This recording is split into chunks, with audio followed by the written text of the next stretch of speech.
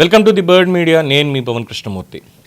స్కాంద పురాణంలో శివకేశవుల అభేదం గురించి అత్యంత ప్రసిద్ధమైనటువంటి శ్లోకం ఉంది.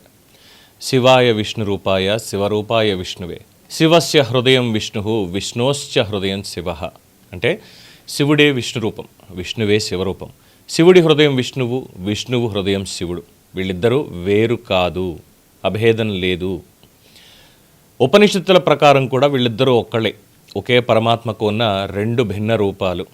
దానికి సంబంధించిన వ్యాఖ్య ఏంటంటే, యథాశివమయో విష్ణురేవం విష్ణుమయ శివ. విష్ణువు ఎంతగా శివమయుడో శివుడు అంతగా విష్ణుమయుడు అని. మరి వీరి మధ్య భేదం చూస్తే అజ్ఞాని అని శాస్త్రమే చెబుతోంది. ఎందుకు ఇప్పుడు ఈ శివకేశవుల గురించి చెప్పాల్సి వచ్చింది, ఎందుకు ఇప్పుడు స్కాంద పురాణం లేదంటే ఉపనిషత్తులు మాట్లాడుకోవాల్సి వచ్చింది అంటారా? ఎందుకంటే చూసారుగా టైటిల్లోనే, కల్తీ. ఆ కల్తీ తిరుమలకే ఆగలేదు, అక్కడి నుంచి శ్రీశైలానికి కూడా పాకింది. ఎందుకంటే తిరుమల అయినా శ్రీశైలమైనా వాళ్ళ అపచారానికి భేదం అనేది లేదు. అందుకే ఇద్దరికి కూడా కల్తీ నెయ్యితోటే నైవేద్యాలు పెట్టారు. సో ఏమనాలి ఇంకా వీళ్ళని? ఏమనాలి?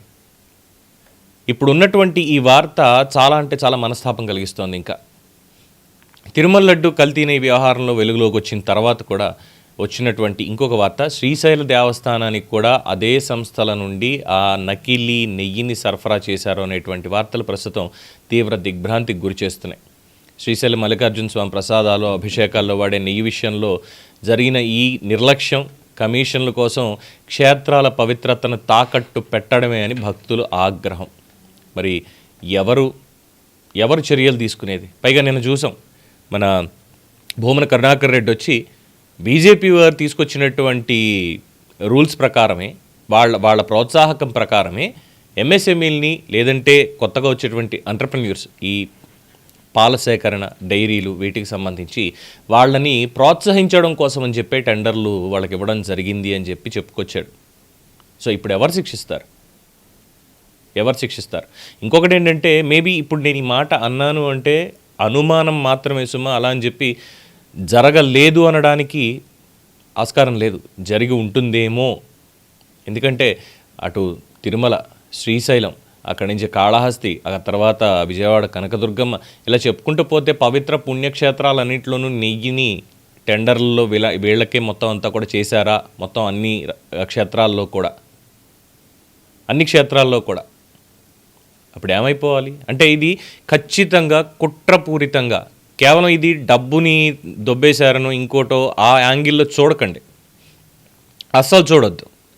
ఎందుకంటే ఒక మున్సిపాలిటీ లేదా ఒక పంచాయతీ కాలవ దగ్గర నుంచి ఎంత పెద్ద కాంట్రాక్ట్ అయినా ఏదో ఒక రకంగా దాంట్లో ఏం దాచుకోవాలి, ఏం దోచుకోవాలన్నటువంటిదే కనిపిస్తుంది తప్పితే మనకు కొత్తగా ఏం లేదు. కాబట్టి ఇది డబ్బు రూపేణా చూడద్దు. ఎందుకంటే మనకు పోతూనే ఉంది, ప్రజల సొమ్ము అనేది పోతూనే ఉంది వాళ్ళకి.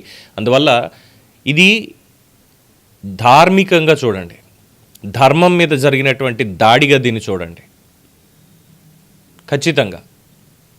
అంటే తెలియకుండా, ఎవరికి తెలియదు లేదు, ఇంట్లో కలిపితే అపవిత్రం అయిపోయింది అనేది మెల్లగా ఏదో రోజు బయటికి రాక తప్పదు. వచ్చిన తర్వాత ఇంకా వీళ్ళు చేసేది ఏముంది, ఆల్రెడీ అపవిత్రం అయిపోయిన తర్వాత చూసారా, వాళ్ళ తిరుమలకి ఆ క్షేత్రానికి పవిత్రత లేదు, శ్రీశైల క్షేత్రానికి పవిత్రత లేదు, హిందూ క్షేత్రాల్లో పవిత్రత అనేది లేదు. ఇదిగో ఈ నెయ్యితో చేసినటువంటి లడ్డూల్ని వీటిని కూడా ప్రసాదాల్లో కలిపి పెట్టేశారంటే ఇంకేముంది? ఎందుకంటే విగ్రహ ప్రతిష్టాపన చేసేటప్పుడు కానీ, లేదు సంప్రోక్షణ ఇలాంటివన్నీ చేసేటప్పుడు కానీ అష్టదిగ్బంధనం చేసి మంత్ర, తంత్ర, యంత్ర, మొత్తం 3 పద్ధతులు ఉంటాయి మనకి.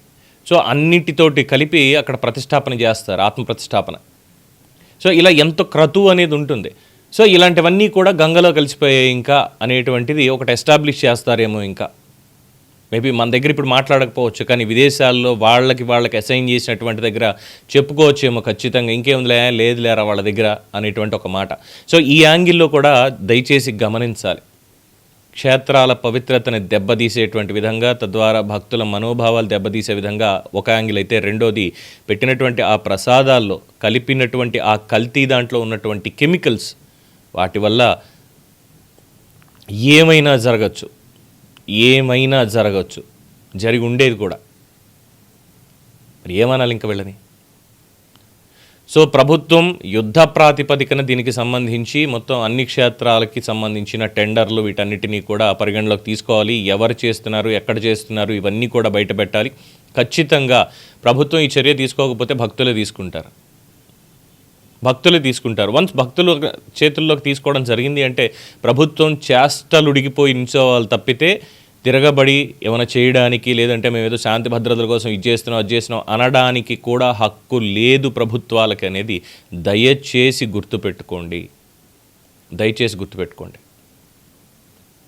200 ఆలయాల మీద దాడులు జరిగితే ఇప్పటికీ ఒక్క దాంట్లో కూడా ఒకళ్ళ అరెస్ట్ జరగలేదు. నిందితులు ఎవరు బయటికి రాలేదు.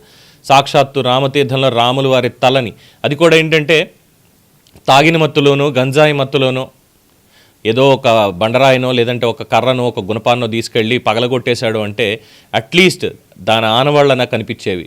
కానీ అక్కడ జరిగింది చాలా పద్ధతిగా ప్రశాంతంగా కూర్చొని ఏదో నిష్ణాతులైనట్టుగా సాబ్లేడ్ తోటి రాములు వారి తలను నరికేశారు. అక్కడ నరికేసి కోనేటిలోని ఇందులోని పడేశారు. వాళ్ళకి అంత టైం దొరికింది అంటే అర్థం చేసుకోండి. ఇక బిట్రగుంట కళ్యాణ వెంకటేశ్వర స్వామి రథం కావచ్చు, లేదంటే అంతర్వేది రథం కావచ్చు, ఈ రెండిట్లో కూడా జరిగింది. ఏమనంటే తేనె పట్లు అన్నారు, ఆ తర్వాత మతిస్థిమితం లేని వాళ్ళు అన్నారు. ఇలా ప్రతి ఒక్కటి చూడండి. ఇది ధర్మం మీద జరుగుతున్నటువంటి దాడి. క్షేత్రాల యొక్క ప్రాశస్త్యాన్ని, క్షేత్రాల పవిత్రతని తగ్గించేటువంటి క్రమం వీళ్ళు చేసినటువంటి ఈ దాడి మొత్తం అంతా కూడా. భక్తులు జాగరూకులై ఉండండి. ఖచ్చితంగా ధర్మాన్ని వీళ్ళెవరు వచ్చి రక్షించారు, మనమే రక్షించుకోవాలి. సో ప్రభుత్వానికి ఇది ఒక అల్టిమేటం. ఖచ్చితంగా శిక్ష పడలేదా, ప్రభుత్వానికి శిక్ష తప్పదు. దీని మీద మీ అభిప్రాయాన్ని కామెంట్స్ రూపంలో తెలియచేయండి. చూస్తూనే ఉండండి ది బర్డ్ మీడియా.